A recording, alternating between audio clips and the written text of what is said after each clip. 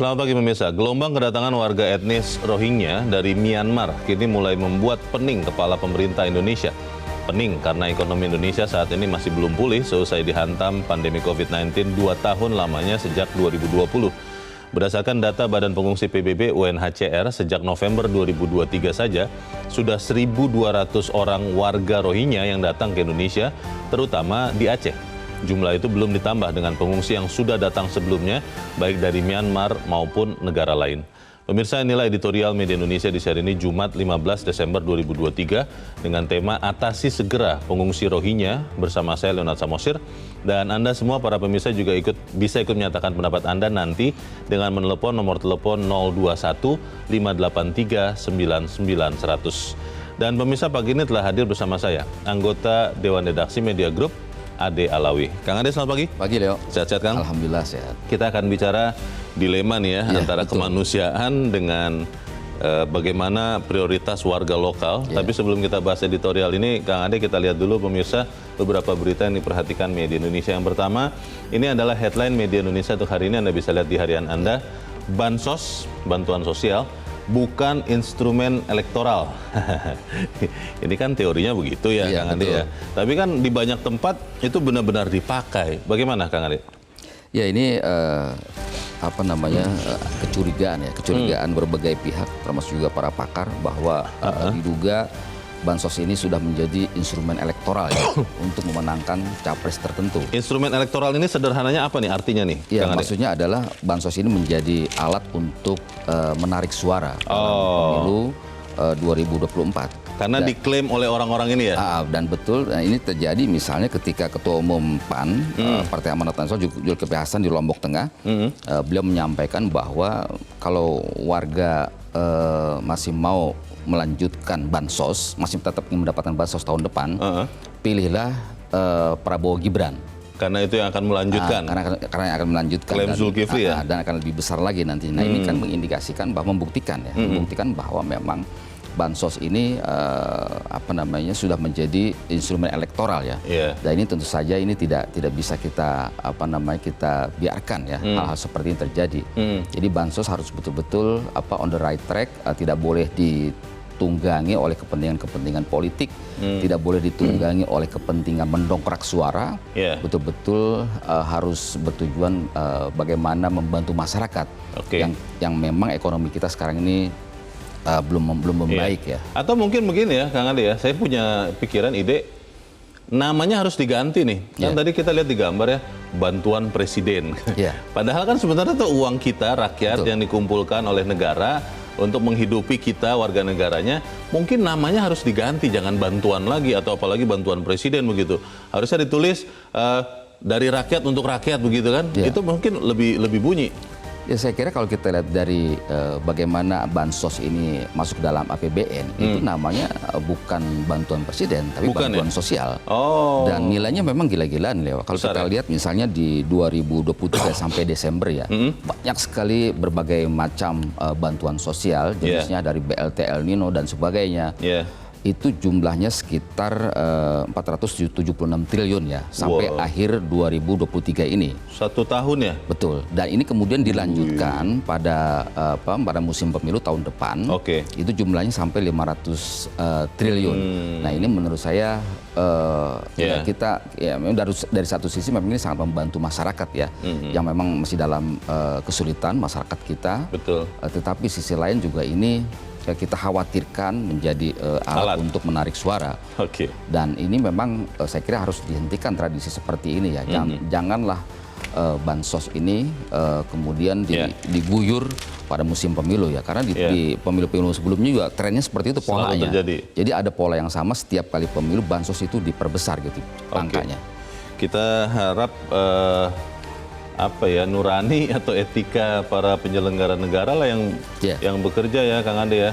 Meskipun mungkin jangan-jangan harapan saya itu utopis. Ya, saya kira kita berharap masyarakat berpartisipasi bagaimana melakukan kontrol sosial ya. Jadi bila mana memang bansos ini ditemukan dijadikan alat politik, maka masyarakat bisa melaporkan ke Bawaslu. Dan Bawaslu bisa mengambil tindakan lewat Gakum ya, penegak hukum dari berbagai instansi. Kalau Bawaslu-nya berani.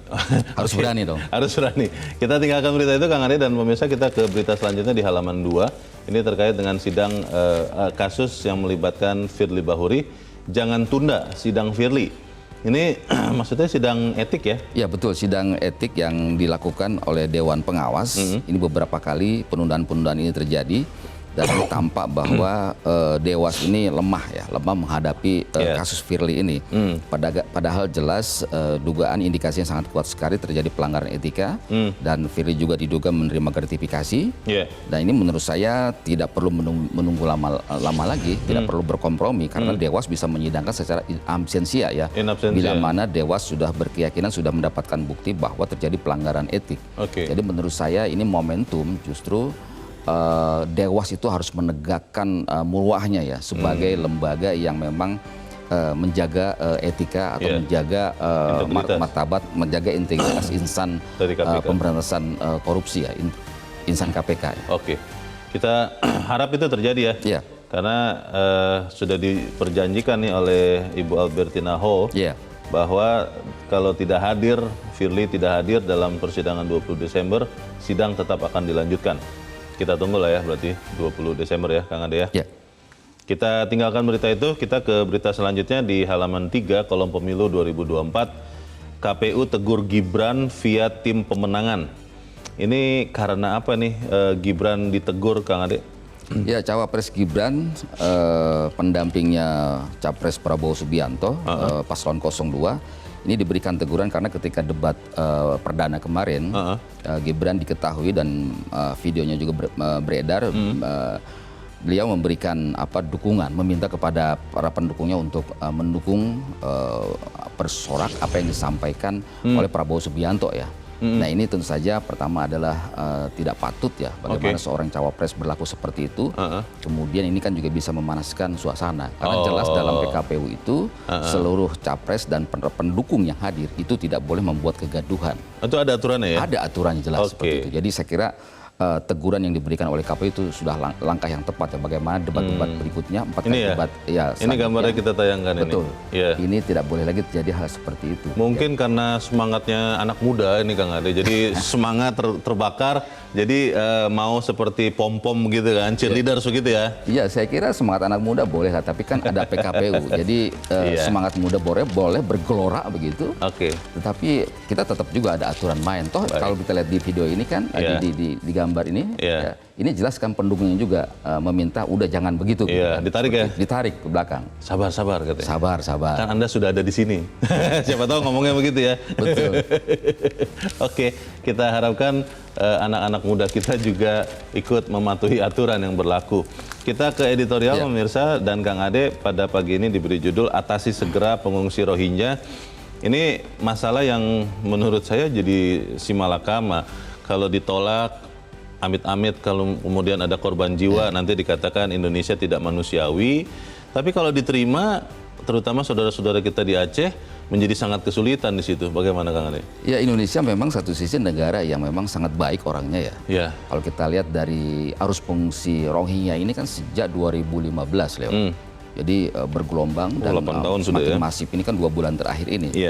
Nah, tapi di sisi lain juga ini kan merepotkan pemerintah Indonesia, merepotkan Pemda, merepotkan masyarakat sekitar. Jadi menurut saya dari awal memang Indonesia tidak tegas ya.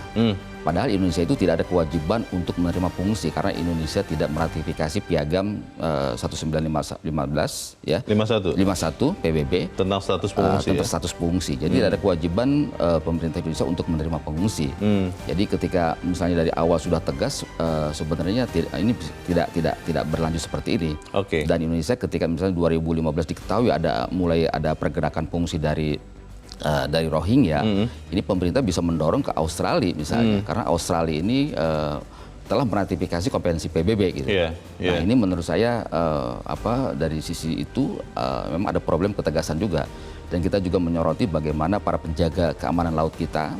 Kalau saya lihat ada sekitar 10 instansi yang melakukan pemeriksaan, yang melakukan penjagaan, pemeriksaan di laut, ini kok kemana saja gitu loh. Betul. Nah baru belakangan ini terjadi pencegahan, tapi akhirnya mereka tidak tega juga. Akhirnya kemudian didorong ke Aceh. Tapi oleh masyarakat Aceh ditolak seperti itu. Kita ikuti dulu editorial ini, Kang Ade dan pemirsa. Nilai editorial Media Indonesia untuk hari ini, Jumat 15 Desember 2023, atasi segera pengungsi Rohingya.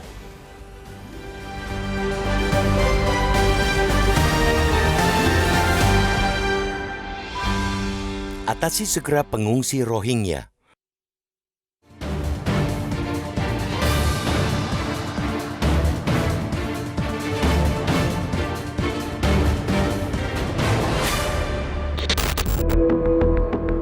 Gelombang kedatangan warga etnis Rohingya dari Myanmar kini mulai bikin pening kepala pemerintah Indonesia. Pening karena ekonomi Indonesia saat ini masih belum pulih usai dihantam pandemi COVID-19 2 tahun lamanya sejak 2020. Berdasarkan data Badan Pengungsi PBB, sejak November 2023 saja sudah 1.200 jiwa warga Rohingya yang datang ke Indonesia, utamanya di Aceh. Jumlah itu belum ditambah dengan pengungsi yang sudah datang sebelumnya, baik dari Myanmar maupun negara lain. Indonesia tidak sendirian. Malaysia dan Thailand juga sedang dipusingkan menghadapi gelombang pengungsi yang terus berdatangan. Mereka umumnya berasal dari Afghanistan, Somalia, dan Myanmar. Indonesia dipaksa menerima kedatangan mereka sekalipun roda ekonomi belum sepenuhnya pulih berputar. Berdasarkan data Badan Pusat Statistik atau BPS hingga Agustus 2023, ada 7,86 juta orang yang masuk kategori angkatan kerja menganggur. Begitu pula dengan jumlah orang miskin yang pada Maret 2023 tercatat 25,9 juta orang. Boro-boro memikirkan warga negara lain. Memikirkan warga negaranya sendiri saja sudah bikin pening kepala. Pembukaan lapangan kerja baru dari industri masih ngos-ngosan. Belum lagi berbagai bantuan sosial yang terus dilakukan pemerintah supaya warganya bisa tetap makan dan hidup layak. Butuh dana jumbo. Menghadapi para pengungsi, beda tentunya jika ekonomi sedang berputar normal sebelum pandemi. Pemerintah punya uang kas yang cukup di APBN yang bisa dialokasikan buat para pengungsi dari negara lain. Pemerintah masih bisa memberi tempat penampungan dan makan sehari-hari bagi para pencari suaka tersebut. Semua langkah itu diambil pemerintah semata-mata atas dasar kemanusiaan. Terlebih, Indonesia hingga kini belum ikut meratifikasi Konvensi 1951 PBB tentang status pengungsi. Jika ikut meratifikasi konvensi itu, seperti halnya Amerika Serikat dan Australia, Indonesia bakal terkena kewajiban memberi pekerjaan dan rumah kepada para pengungsi, sebagaimana tertuang dalam Pasal 17 dan Pasal 21 Konvensi 1951 PBB. Alhasil, Indonesia pun akan masuk dalam daftar negara penerima para pencari suaka. Namun, Indonesia cukup tahu diri. Karena belum menjadi negara dengan ekonomi mapan, belum berani pula Indonesia menerima warga negara lain untuk mencari penghidupan di sini. Akan menjadi irasional jika Indonesia berani meratifikasi konvensi PBB tersebut. Hanya segelintir negara maju yang berani meratifikasinya, dan kita pun harus mengapresiasinya. Atas dasar azas kemanusiaanlah, Indonesia saat ini menempatkan diri menjadi negara persinggahan bagi para pengungsi menuju negara tujuan mereka. Indonesia masih punya nurani, tidak mau menutup mata akan perjuangan mereka mencari penghidupan yang layak bermodal perahu dari negara mereka. Azas kemanusiaan itu juga sebagai implementasi dari Konstitusi, ayat 2 pasal 28G Undang-Undang Dasar 1945, yakni pengakuan terhadap tiap orang yang mencari suaka. Bantuan untuk bertahan hidup kepada imigran terus diberikan pemerintah. Bahkan sejak 1970-an, Pulau Galang menjadi saksi hidup betapa murahnya hati rakyat Indonesia kepada saudaranya dari negara lain. Namun dengan situasi ekonomi saat ini yang masih morat-marit, kita mengapresiasi langkah tegas pemerintah yang mulai membatasi kedatangan para pengungsi sekalipun hanya untuk mampir. Kita pertanyakan peran negara-negara yang meratifikasi Konvensi 1951 PBB itu.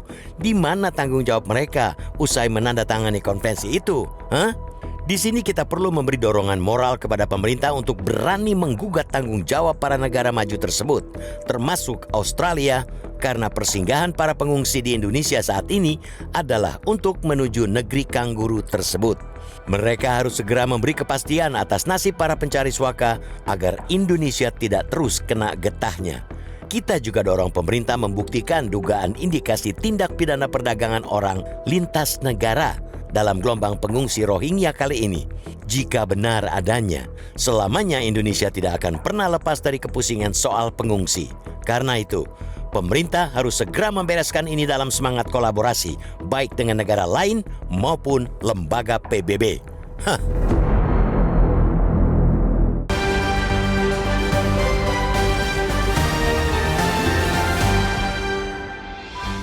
Di bagian berikut Anda bisa ikut menyatakan pendapat Anda terkait dengan editorial pagi ini, pemirsa. Untuk saat ini tetaplah bersama kami.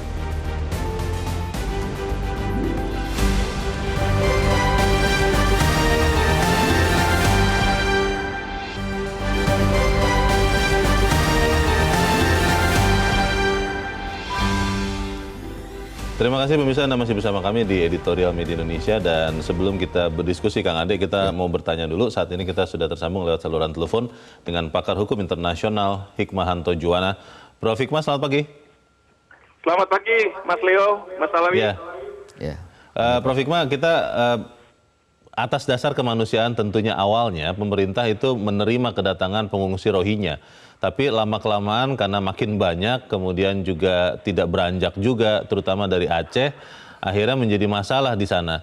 Kalau pertanyaan pertama saya, Prof. Hikmah, kalau misalnya pengungsi-pengungsi ini belum sampai mendarat, masih ada di laut internasional, lalu pemerintah Indonesia, mungkin Angkatan Laut atau Bakamla, saya tidak tahu, itu mencegah untuk mendarat, itu boleh atau tidak? Sangat boleh, karena mereka bukan pengungsi, tetapi mereka adalah pendatang ilegal. Sama seperti Australia juga menghalau para pengungsi yang katanya pengungsi tanda kutip dari Indonesia, mereka akan dihalau. Syukur-syukur kalau pemerintah atau TNI Angkatan Laut menghalaunya di luar laut teritorial kita. Jadi harus keluar dari laut teritorial. Karena ini masih laut lepas. Ya. Saya katakan di sini, mereka pertama bukan pengungsi. Memang pada awal tadi yang Mas Leo katakan 2015, memang mereka terapung-apung lalu dibantu. Lalu kemudian atas dasar kemanusiaan dibawa. Tetapi mereka-mereka ini berkirim surat ke teman-temannya, ke kerabatnya, ke saudaranya. Datang ke Indonesia enak. Lalu ada sebagian mereka menguangkan menjadi mafia. Jadi yang mereka datang ke sini belum tentu adalah mereka-mereka yang karena kemanusiaan, tetapi mereka-mereka ini memang mau cari penghidupan. Di mana? Tadinya mungkin di Australia, tapi di Indonesia lebih baik. Kenapa nggak di Indonesia saja? Ini yang kita bodoh. Ya, yang pemerintah harus lakukan, Prof, baik terutama untuk yang sudah mendarat ya, sudah ada di Aceh, daratan Aceh, dan kemudian untuk yang mungkin sedang saat kita bicara ini sedang berlayar juga begitu di laut, yang pemerintah Indonesia harus lakukan apa, Prof? Pertama ya, yang sekarang berlayar, mungkin juga mereka sebenarnya mau masuk Malaysia, tapi dibekelin sama Malaysia lanjut aja terus. Kemana? Indonesia. Nah sekarang kalau sudah masuk di Indonesia, akan diapakan? Maka kita bilang UNHCR harus bertanggung jawab. Ini bukan urusan Indonesia, karena Indonesia bukan peratifikasi Konvensi Pengungsi 1951. Kita terbebani. Jangan sampai UNHCR mengatakan bahwa kami yang akan menolong Indonesia menangani masalah ini. Salah. Kita yang seharusnya mengatakan pada UNHCR, kamu yang punya tanggung jawab, kami hanya menolong sedapat mungkin. Apa yang kita bisa tolong kalau mereka sudah ada di sini, kita taruh di pulau yang terisolasi. Seperti pada waktu manusia-manusia perahu pada masa Vietnam. Mereka datang ditaruh di Pulau Galang, tapi jangan di Pulau Galang. Pulau Galang sekarang sudah bagus. Di tempat yang terpencil sehingga mereka tidak bisa berinteraksi dengan masyarakat kita. Masyarakat kita tidak akan menghakimi mereka sehingga tidak terjadi konflik-konflik sosial yang kemudian nanti akan menjadi masalah di kemudian hari. Begitu. Prof, kalau UNHCR tidak bertindak, tadi sebelum editorial ini ada berita Pak Mahfud MD mengatakan pemerintah bisa mengirim pulang. Itu bisa dilakukan dan efektif tidak kalau menurut Anda? Bisa, kenapa enggak? Pulangnya ini kan masalah ke Myanmar atau ke Bangladesh. Karena UNHCR sudah membuat kamp di Bangladesh di mana menampung mereka-mereka yang lari dari Myanmar. Mereka ini kan sudah ditaruh di sana, mau dicarikan negara ketiga, tapi mereka nggak tahan karena UNHCR ini lama, bertahun-tahun. Lalu kemudian mereka menyelundupkan dengan membayar dan lain sebagainya, mau masuk Malaysia nggak bisa, masuk ke Indonesia. Maka Bapak Presiden benar, ini ada indikasi TPPO. Mana nih aparat penegak hukum kita, gerakkan itu. Baik, Prof. Hikmah, ini pertanyaan terakhir. Kalau kemudian nanti ada yang bertanya begitu atau mendakwa kita ya, maksudnya pemerintah Indonesia, bangsa Indonesia, Anda tidak berperi kemanusiaan, ini orang sudah terapung-apung, sudah hampir mati, Anda biarkan mungkin akan bisa mati. Jawabannya bagaimana, Prof? Sekarang mana negara-negara maju yang katanya pembela hak asasi manusia? Mana kemanusiaan mereka? Padahal mereka juga anggota dari Konvensi Pengungsi 1951. Bayangkan kita Indonesia bukan peratifikasi dari konvensi.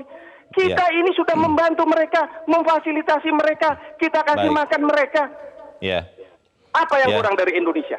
Oke, kita harap apa yang Anda jelaskan ini juga kemudian memberikan keyakinan ya bagi pemerintah untuk bertindak lebih tegas lagi. Untuk saat ini terima kasih Pakar Hukum Internasional. Terima kasih Mas Dino, mohon maaf agak sedikit berapi-api karena semangat 45 muncul. Tidak apa-apa. Terima kasih Pakar Hukum Internasional Hikmanto Juwana sudah mencerahkan kami pagi ini. Selamat pagi Prof. Hikmah.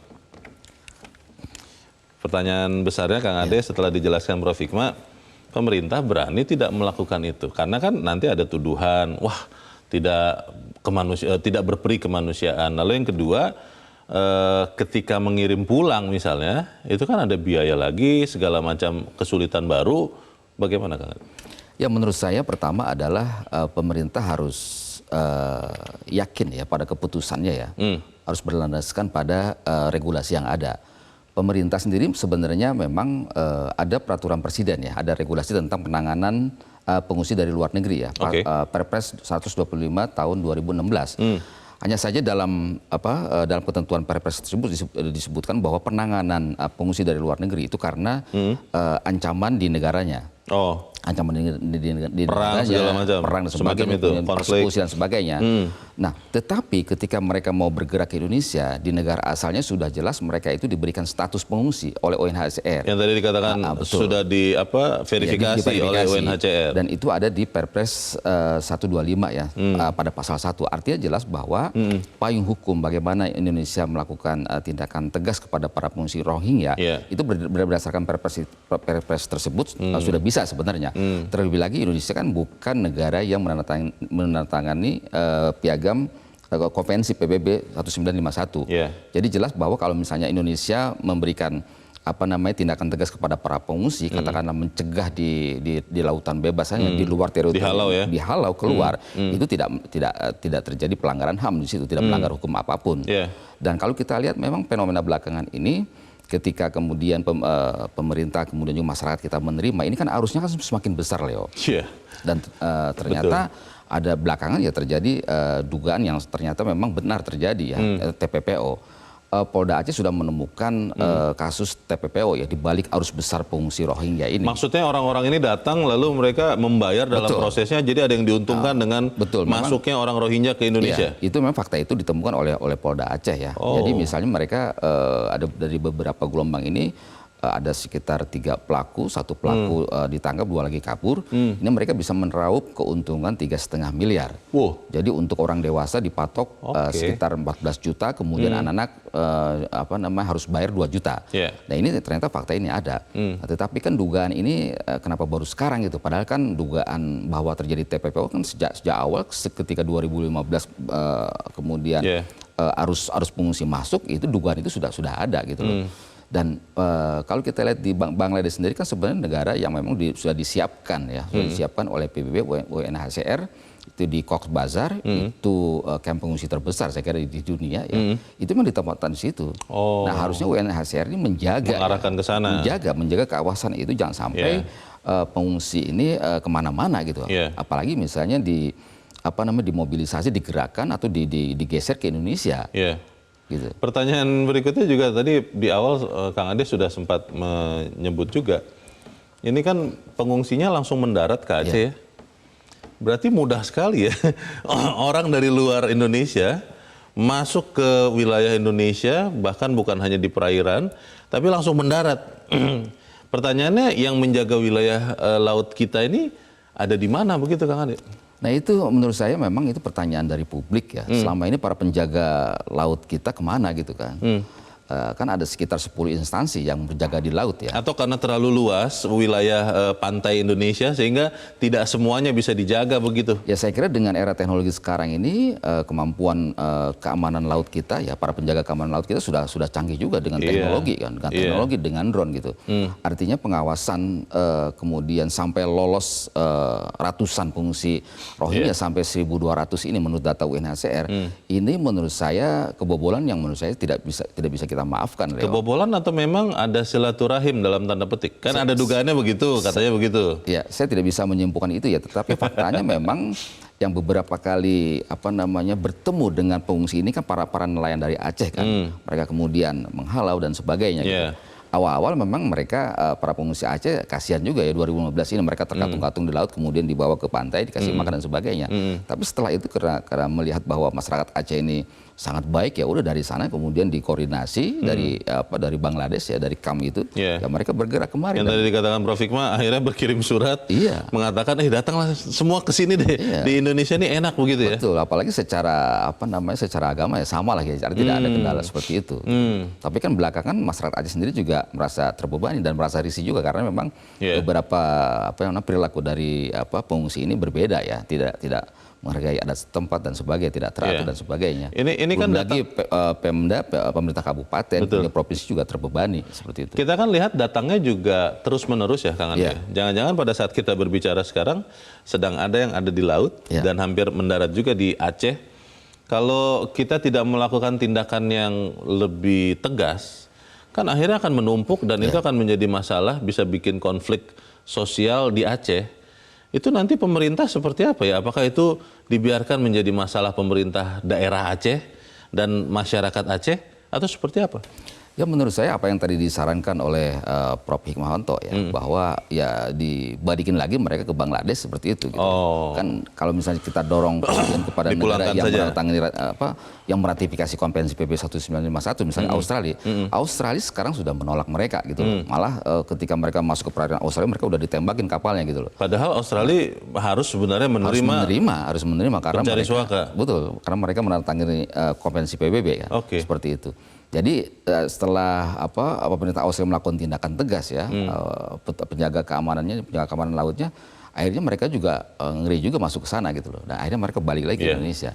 Nah ini menurut saya memang mesti ada penanganan yang komprehensif ya. Jadi bagaimana komunikasi diplomasi internasional kita dengan UNHCR, dengan PBB, kemudian juga dengan Bangladesh, kemudian juga dengan saya kira dengan Myanmar juga harus dilakukan ya. Kita harus jeda dahulu, Kang Ade dan pemirsa tetaplah bersama kami. Editorial Media Indonesia segera kembali.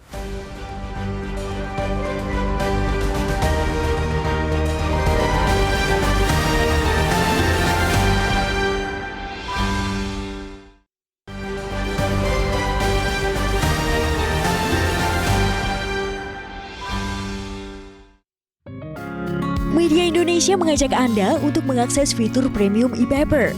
Dengan sajian konten berbasis intelektual dan meneguhkan kebangsaan, Media Indonesia tampil dengan lebih dinamis melalui e-paper Media Indonesia yang dapat Anda akses kapan saja, di mana saja. Caranya mudah, download aplikasi Media Indonesia di Android atau ketik link epaper.mediaindonesia.com atau bisa scan QR code pada layar kaca Anda.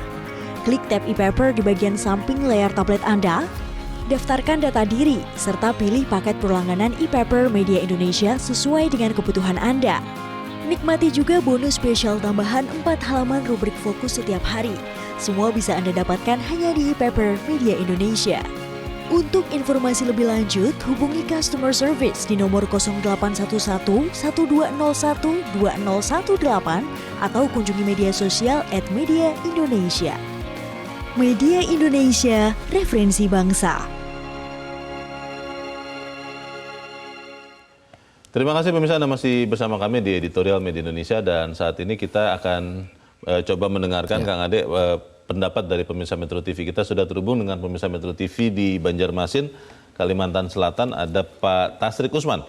Pak Tasrik, selamat pagi. Selamat pagi Mas Leo, selamat pagi Bang Ade. Selamat pagi Pak Tasrik. Bagaimana Pak pendapat Anda Pak? Ini boleh nggak kita, maksud saya Indonesia, pemerintah Indonesia menghalau, dan kalau yang sudah ada di Aceh sesuai dengan peraturan internasional ya kita pulangkan lagi. Bagaimana menurut Anda Pak Tasrik? Baik, mencermati akhir-akhir ini makin bertambahnya pengungsi Rohingya ke Aceh, saya berharap pemerintah ini harus segera mengatasi, jangan sampai ini dibiarkan dan semakin bertambah mereka masuk ke negara kita. Memang ini buah si malakama ya.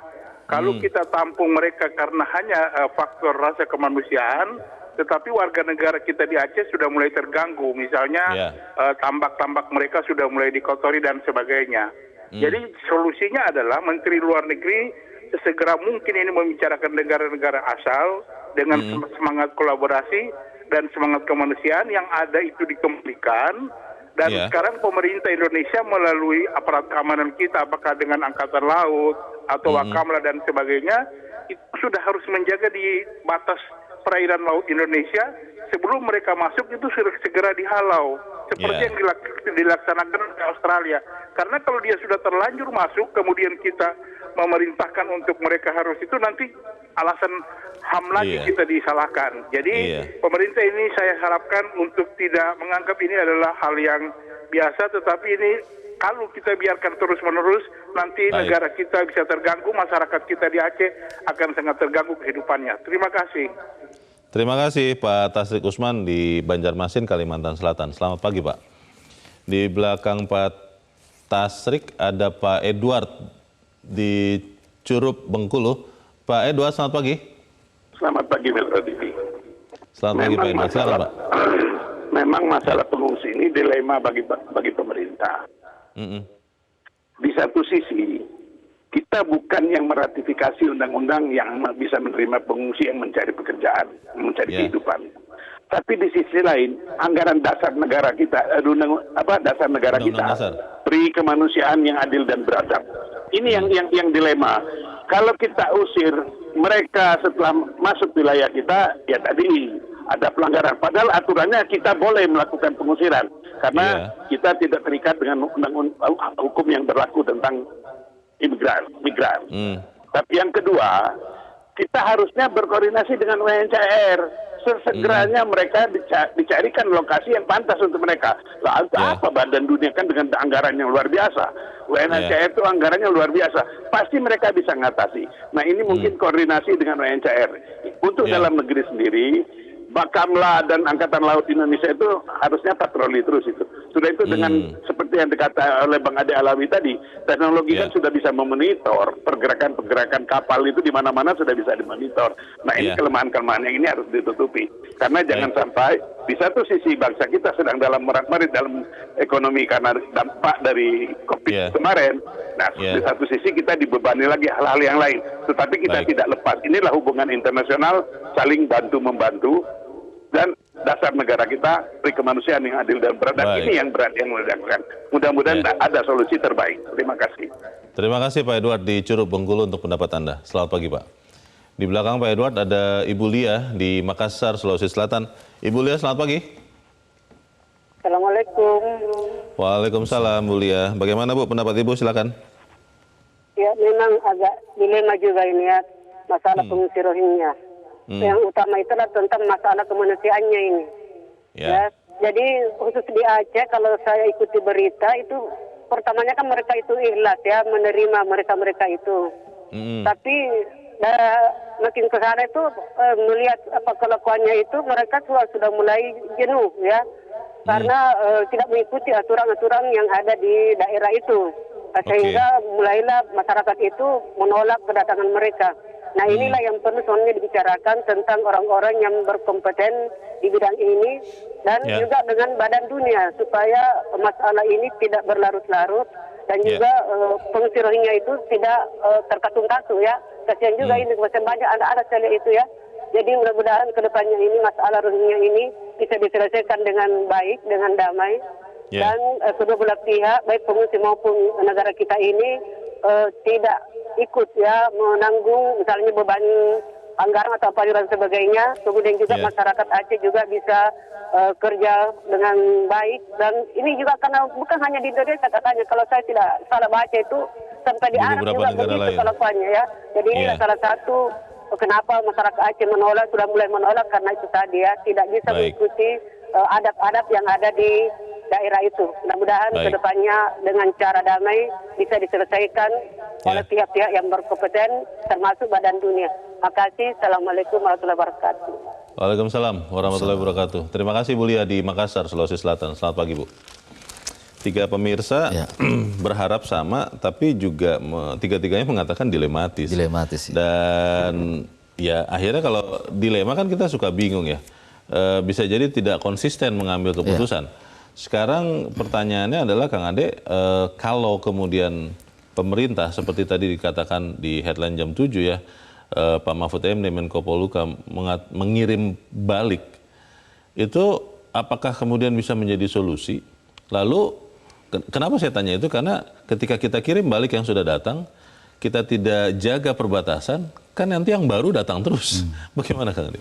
Ya, dari berbagai pilihan pahit ya, saya kira seperti yang dikatakan oleh Mahfud MD itu menurut saya sih sebuah solusi ya. Meskipun memang kita harus berdamai ya dengan rasa kemanusiaan juga ya. Tetapi kalau misalnya ini dibiarkan, kemudian nanti terjadi apa-apa di dalam kondisi darurat seperti di pantai mereka tuh tinggal gitu kan. Ini kan mereka bisa sakit dan sebagainya gitu.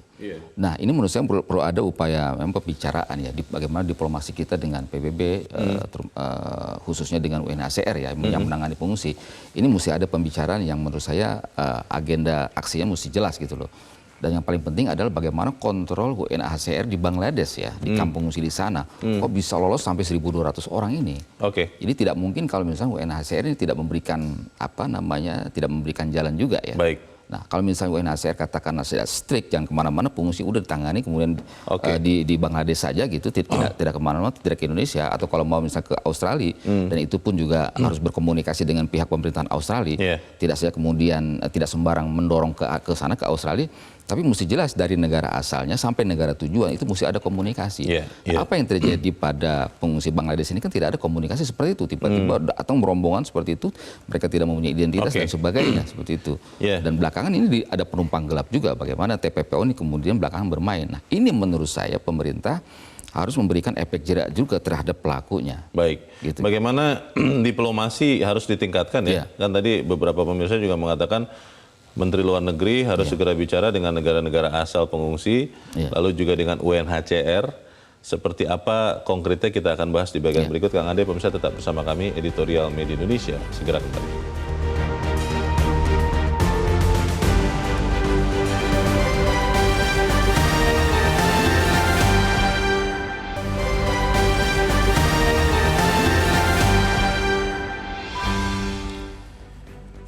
Terima kasih Anda masih bersama kami pemirsa, dan kita ada di bagian akhir dari diskusi kita pagi ini. Kang Ade, kita kan di tengah-tengah masa pemilu ya. Konsentrasi pemerintah pun kelihatannya sudah banyak ke situ. Tapi kita tahu juga bahwa seorang Menteri Luar Negeri Retno Marsudi non-partisan. Dia teknokrat yang benar-benar fungsinya adalah murni di sini. Pertanyaannya, apakah konsentrasi pemerintah Indonesia masih bisa untuk mengambil tindakan tegas bagi para pengungsi Rohingya supaya tidak menimbulkan konflik baru di Aceh? Ya, menurut saya sebagaimana sibuknya kita ya menghadapi Pilpres ini tahun depan, menghadapi pemilu, menurut saya masalah Rohingya ini harus betul-betul menjadi prioritas juga seperti itu. Dan pemerintah harus melaksanakan, harus tetap jalan gitu loh. Nah, karena kasus Rohingya ini kalau misalnya tidak ditangani secara cepat, ini akan menimbulkan masalah di kemudian hari dan akan lebih besar lagi. Dan penanganannya harus dari hulu sampai hilir ya. Hulu misalnya bagaimana sih sebenarnya kamp pengungsian di Bangladesh ini sampai kemudian bisa mengalirkan banyak orang ke Indonesia. Kan tentu saja ini digerakkan oleh sebuah sistem ya, oleh sebuah jaringan yang memang cukup besar ya di sana ya. Apalagi kemudian tindak TPPO kan sudah nyata, sudah terbukti. Nah, ini menurut saya mesti ada penanganan, kemudian juga harus pemerintah Indonesia juga harus berkomunikasi, katakanlah kalau memang UNHCR mendorong pada negara yang telah meratifikasi konvensi PBB 1951, misalnya Australia, harus berkomunikasi dengan Australia. Dan UNHCR juga harus tahu Kenapa alasannya? Apa sih yang membuat pemerintah Australia sekarang menolak pengungsi Rohingya? Apa sudah kepenuhan atau mereka mengalami kesulitan juga atau bagaimana? Nah, sementara mereka kan harus konsisten juga. Australia adalah negara yang sudah meratifikasi konvensi PBB tentang pengungsi, sementara kita belum. Artinya dari sisi ini menurut saya tetap pijakan kita adalah regulasi. Kita tidak menandatangani konvensi PBB. Nah, ini harus segera ditangani menurut saya. Dan yang paling penting adalah agar arus pengungsi Rohingya jangan semakin membesar. Ini penjaga keamanan laut kita di luar batas di ujung ya teritori kita, sebelum masuk ke teritori kita itu harus melakukan pencegatan menurut saya, penjagaan di situ. Karena kalau enggak bisa bobol kemana-mana. Untuk menyelesaikan konflik yang timbul karena para pengungsi Rohingya ini, leadernya itu siapa, Kang Ade? Cukup seorang menteri luar negeri atau harus presiden? Karena kan untuk meningkatkan penjagaan perbatasan itu kan angkatan laut, Bakamla kan ya presiden yang bisa memerintahkan. Bagaimana? Ya, pemerintah kan punya Menko ya, ada Menko Polkam bisa bekerja. Artinya tidak hanya Menlu Retno Marsudi yang bekerja, tapi juga semuanya harus bekerja dengan baik gitu loh. Karena dengan kalau misalnya penanganannya parsial, ini kasus Rohingya tidak akan menyeluruh nanti solusinya. Sampai pemilu masih mungkin nggak masalah ini terselesaikan? Atau ya nanti selesai pemilu baru terselesaikan karena semua fokus sedang ke pemilu ini? Ya, menurut saya ini harus menjadi bagian dari legasi dari pemerintahan Jokowi ya. Jadi pemerintahan Jokowi jangan sampai kemudian membebani pemerintahan berikutnya dengan masalah Rohingya ini. Sebaiknya harus ditangani sebelum Oktober ya, sebelum masa pemerintahan Pak Jokowi ini berakhir ya. Ini menurut saya kalau misalnya ditangani secara manis, secara baik, ini kan akan menjadi legasi yang bagus gitu loh bagi pemerintahan Jokowi. Baik, kita dorong sama-sama supaya pemerintah Indonesia berani bertindak tegas ya. Ya, yang paling penting juga menurut saya sih di forum PBB juga harus dibuka juga ya masalah ini. Karena kalau kita lihat dari sejarah Rohingya ada di Rakhine, dulu kan kerajaan Rakhine kemudian dikuasai oleh Burma, kemudian masuk Inggris. Ini kan awalnya mereka masuk kan abad 15. Tahun 1940 sampai 1950, etnis Rohingya ini menduduki pemerintahan, ada yang menjadi penasehat dan sebagainya. Artinya kalau dari sejarah mereka bukan orang yang ilegal sebenarnya, karena sudah ada pengakuan. Tapi kan ketika kemudian junta militer Jenderal Ne Win ini berkuasa, dari situlah genosida terjadi. Hak warga Rohingya di Rakhine, di Myanmar itu dicabut, sehingga mereka menjadi stateless gitu. Diplomasi ini harus ditingkatkan dan kita harap segera masalah pengungsi Rohingya teratasi. Kang Ade Alawi, terima kasih sudah di tempat ini. Selamat pagi, Kang. Pagi. Pemirsa, kita perlu memberi dorongan moral kepada pemerintah untuk berani menggugat tanggung jawab para negara maju, termasuk Australia, karena persinggahan para pengungsi Rohingya di Indonesia saat ini adalah untuk menuju Australia. Mereka harus segera memberi kepastian atas nasib para pencari suaka agar Indonesia tidak terus kena getah.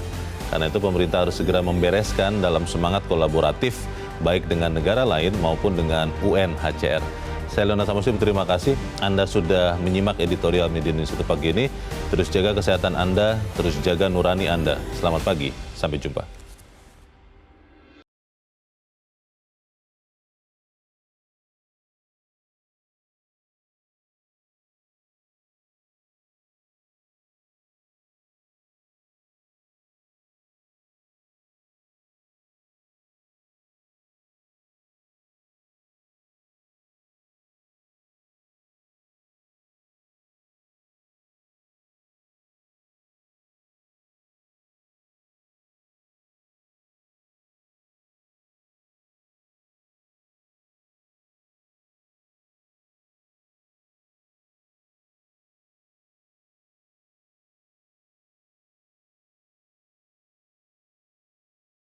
Jelajahi cara baru mendapatkan informasi. Download Metro TV Extend sekarang.